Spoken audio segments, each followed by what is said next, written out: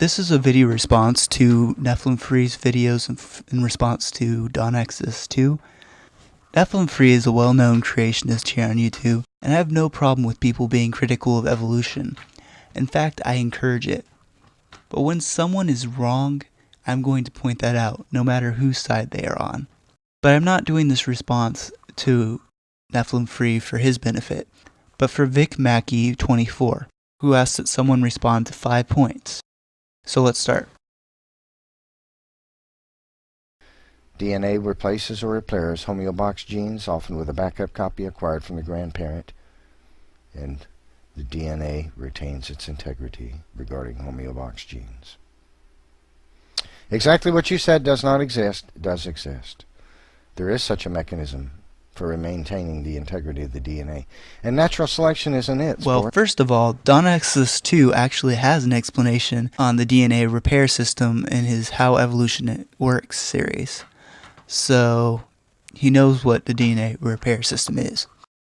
Secondly, I asked Nephilimfree to give me a source for his DNA repair mechanism, which uses the grandmother DNA or whatever, but he did not do so. If he has such information, I would be very excited to know about it, but until then, I will present the correct model to the best of my knowledge. First, you have to understand the basics of the DNA structure. You could say that DNA looks a lot like a ladder. The steps on the ladder is what actually codes for something. Each step is made of 2 bases, which form hydrogen bonds. In total, there are 4 bases, and as you can see here, only adenine will bind correctly with thymine, and guanine will bind correctly with cytosine. No other bonds will bind correctly. A mutation can occur in several different ways. For example, radiation can damage the bond, or during replication, the wrong base can be placed and not form the correct bond.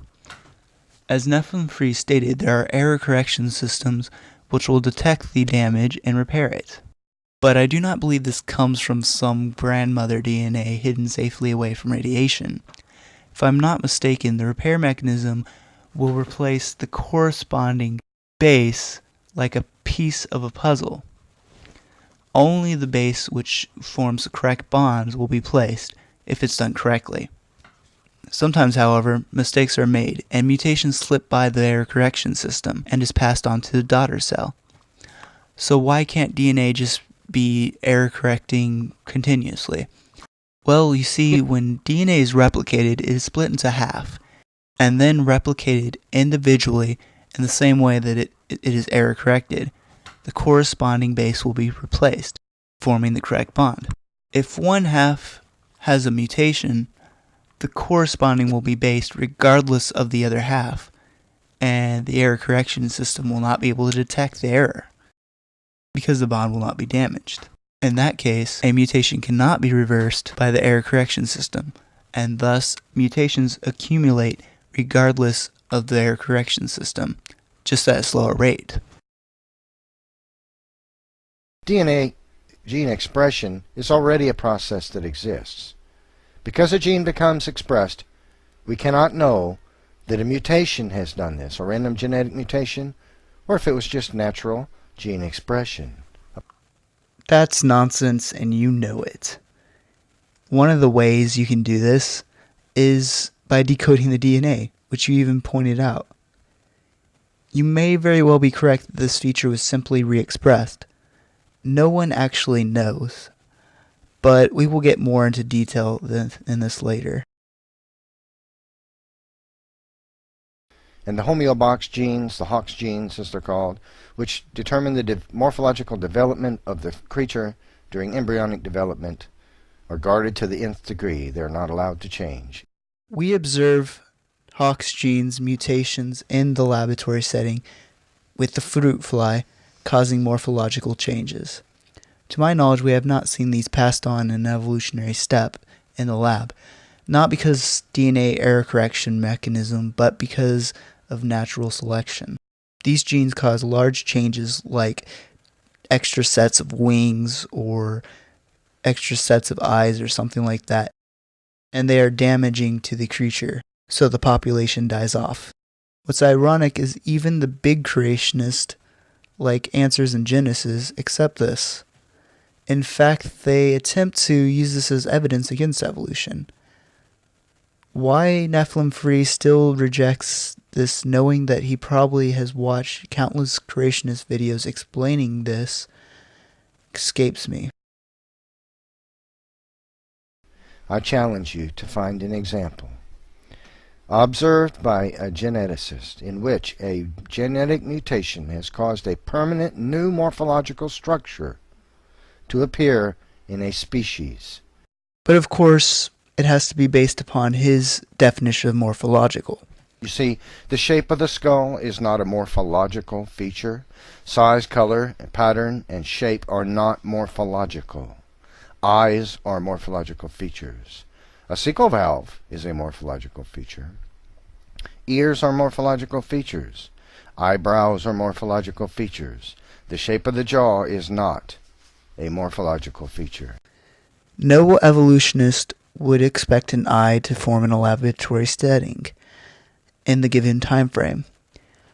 To my knowledge, there has been no example of what you request, but that does not mean evolution is incorrect, because evolution doesn't predict that. The DNA between the child and parent populations is indistinguishable. They don't mean what you assume or what you want to believe they mean. They mean what they said they mean, which is what they said. The parent and child populations are genetically indistinguishable. Again, this reveals Nephilimfree's lack of understanding in genetics. In the same article Nephilimfree quotes, it states that mitochondrial DNA fragments were examined. For someone with no background in genetics, it's understandable that he would not have caught this. Mitochondrial DNA is found, surprise, surprise, in the mitochondrion, the part of the cell that produces most of the cell's energy, ATP. Mitochondrial DNA is often used to mark the differences in populations, but unfortunately for Nephilimfree, no one would expect mitochondrial DNA to encode the gene for cecal valves. No, Don, no new information. Information is knowledge which requires a sender and a receiver. It's immaterial. It cannot be produced by nature. Molecules cannot create intelligent concepts of mind. Sorry. Nylon ice bacteria has been warmed over and beaten to death, but I'm going to do it for you one more time because there are still people out there who live in there with their head in a hole. I have had a hard time trying to understand why Nephilimfree denies that new information can be added to the genome. I mean, even creationists accept nylon as an example of new information. At least some of them. I could never figure it out until I recently uploaded a new video explaining exactly what he means. Information is not bound to its medium. That means the information that's printed in a book is not the information. It's a physical representation of the book. Burn the book, the information still exists in the mind of the author. DNA is the same way. DNA is a physical representation of information which existed, therefore, prior to the DNA. The DNA is a physical representation of this information. You can destroy the DNA. The information doesn't go away. Where does it exist? In the mind of God. So basically, to Nephilimfree, the information in the DNA is not in the DNA, but instead in God. So even if we could form an eye in the lab through evolution, that would not be new information for Nephilimfree. Nephilim, I know you will not read a book by an evolutionist. So do us all a favor and read a book by a creationist who was the founder of the information argument and who directly contradicts your claims and accepts that new information can be added to the genome. Thanks for watching.